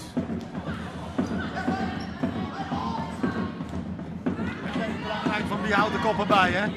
Want je ziet dat beide teams toch voor de overwinning gaan. En ja, dan kan je geen foutje permitteren. Nou, Drachtster Boys probeert nu weer even rustig de aanval op te zetten. Ook weer naar de zijkant, Jessie naar binnen. Ja, dat is gevaarlijk. We moeten geen ruimte geven voor het schot. Ja, dat zei ik al. Ze is niet gelukkig in haar schoten. Ze is even wat te onrustig. Maar ze maakte zichzelf daar wel goed vrij. Weer een lange bal. En die schept door Jessie. Blijft over een uittrap van Avanti. Maar nog 2 minuten, 3 minuten op het klok. Levert dit nog een winnaar op in deze wedstrijd? Ja, geen overtreding gezien door de scheidsrechter. Dus de AFC geeft de bal voor. Ja, dat Drachtster Boys de kans? Nee, ze maken er toch geen gebruik van. Je ziet dat het dan toch weer even te lang duurt. En Avanti toch snel weer terug is met 3 man achter de bal. Dan doen ze toch heel goed die omschakeling. En er is nog het wordt wat grimmiger in het veld. Speelsters die zich wat meer laten horen.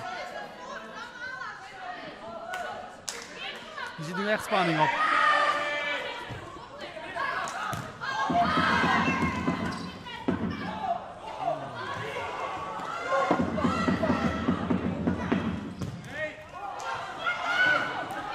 De druk groeit van Drachtster Boys. Waar jou dat laatste tikje? Nee, daar is Sishout Hou. Mijn onderschepping. Avanti. En echt heel bevaarlijk. Maar een goede redding van Anna Reitsma. En zo goal wordt het op een del. En is de winnaar nog net bekend. Mocht er een winnaar komen.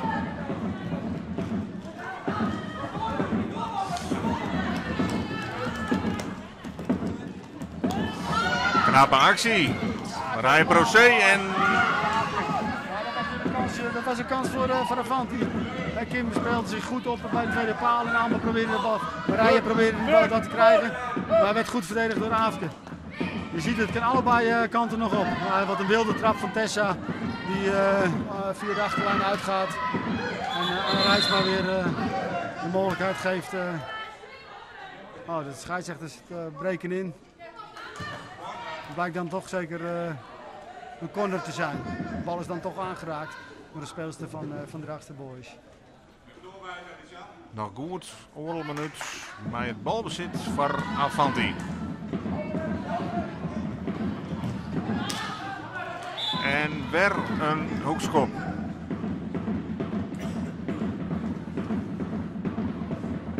Ja, krijgt deze wedstrijd een winnaar? Verdient het deze wedstrijd eigenlijk een winnaar? Ja, op zich, ze zijn aan elkaar gewaagd. Dus een gelijkspel zou voor beide teams, ja, daar hebben ze niks aan. Maar kijken naar het wedstrijdverloop, ja, verdienen ze wel allebei eigenlijk een gelijkspel. Maar ja, daar schiet je niks meer op. je ziet dat het besef ook bij beide teams er wel is, want ze proberen allebei toch de winnende goal te forceren. De Drachtster Boys neemt het nu weer over. Ja, dat is goed verdedigd door die Marije. Die mij toch echt heel positief verrast. En Simon Abe pakt zoals gewoonlijk vlak voor tijd nog een time-out. En gaat kijken of hij toch nou ja, vanuit misschien de laatste minuut nog een aanval kan opzetten waaruit de Drachtster Boys dan toch nog de winnende goal kan maken. Het zal er nog om spannen. We hebben nog een minuut op de klok.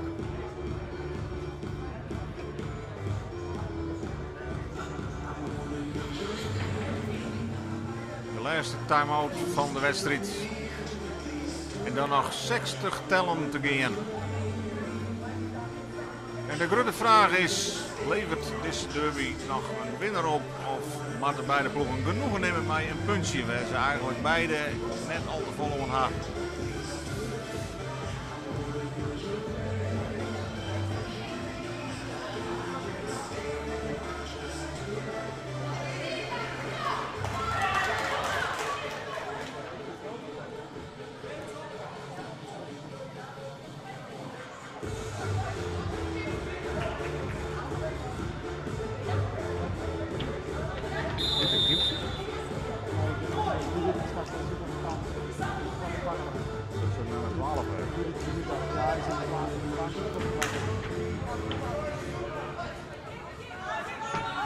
De absolute climax van de wedstrijd tussen Drachtster Boys en Avanti. Laatste minuut. De stand 2-2. Keeper mij naar voren. Extra speler op de helte van Drachtster Boys. Waar wordt het om? Waar neemt het schot? Balverlies kan echt degelijk wezen. Ze moeten heel secuur wezen nou. Het is een schaakspeltje. Waar wordt uit de tinten lokt? Oh, en daar is het doelpunt. En het is wel Lisanne Kempen. En wat zei je dan de matchwinner in Drachten? 2 doelpunten komen achteraan namen. De 2-2 vlak voor tijd. En mij nog 42 tellen te gaan.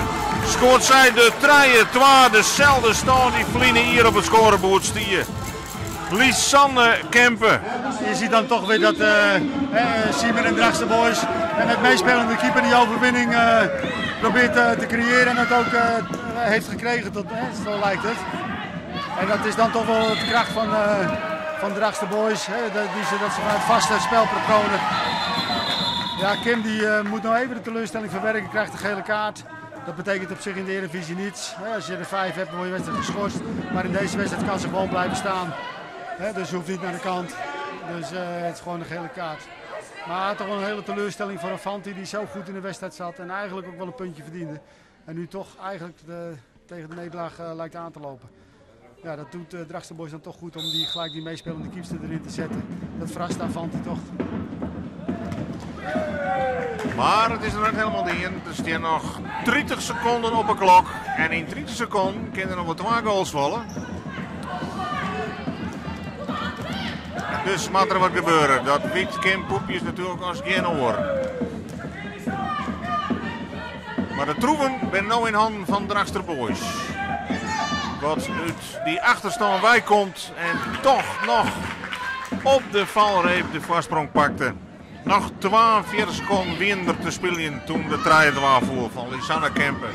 En nu staan er nog 15 tellen op het bord. Nog 1 aanval is er misschien mogelijk. Maar hier wordt net fluiten voor dit kopduel met Kim Poepjes rekken wordt aan de holle. En dat wie ik echt zag in het kopduel.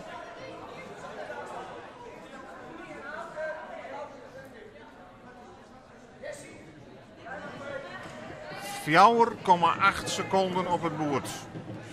Balbezit, Drachtster Boys. Dan mag je het absoluut net meer uit handen, ja. Nee, zeker. Dit is gewoon een wedstrijd voor Drachtster Boys. Ja, daar loopt hij al en Drachtster Boys pakt op de valreep de overwinning. En ja, voor Avanti een hele zware tegenvaller. Die eigenlijk wel een puntje had verdiend omdat ze toch heel goed in de wedstrijd zaten. Alleen dan zie je toch dat Drachtster Boys iets meer vaste patronen erin heeft. Met meespelende keeper gaat spelen. En dan toch de overwinning naar zich toe weet te trekken. Dat is ook wel weer een kwaliteit En dat heeft ook te maken met het vele trainen, trainingsarbeid en dat levert dan punten op.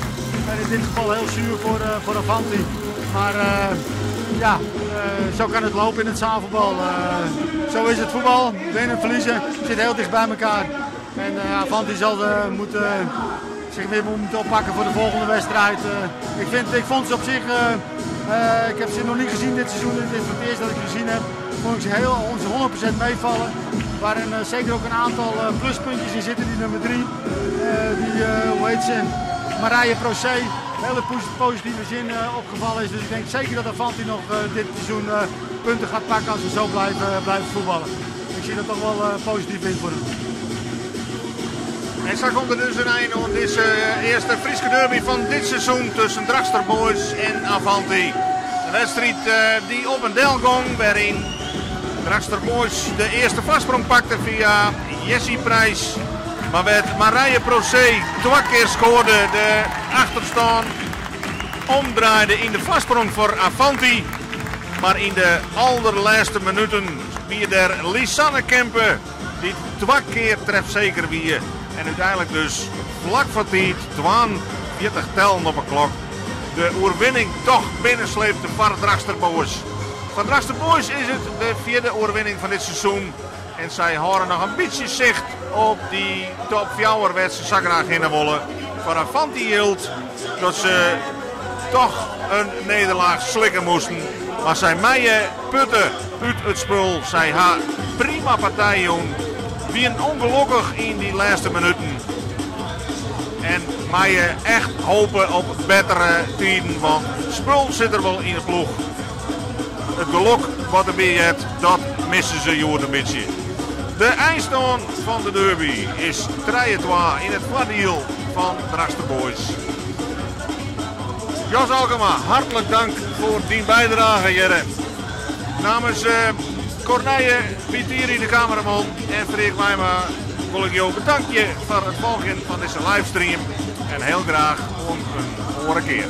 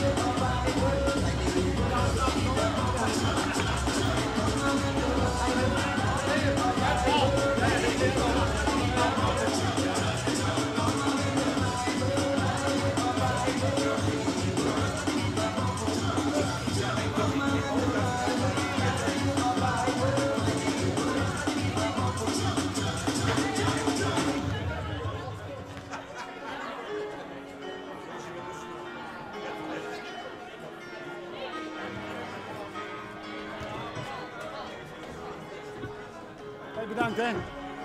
Stond er goed op? Ja?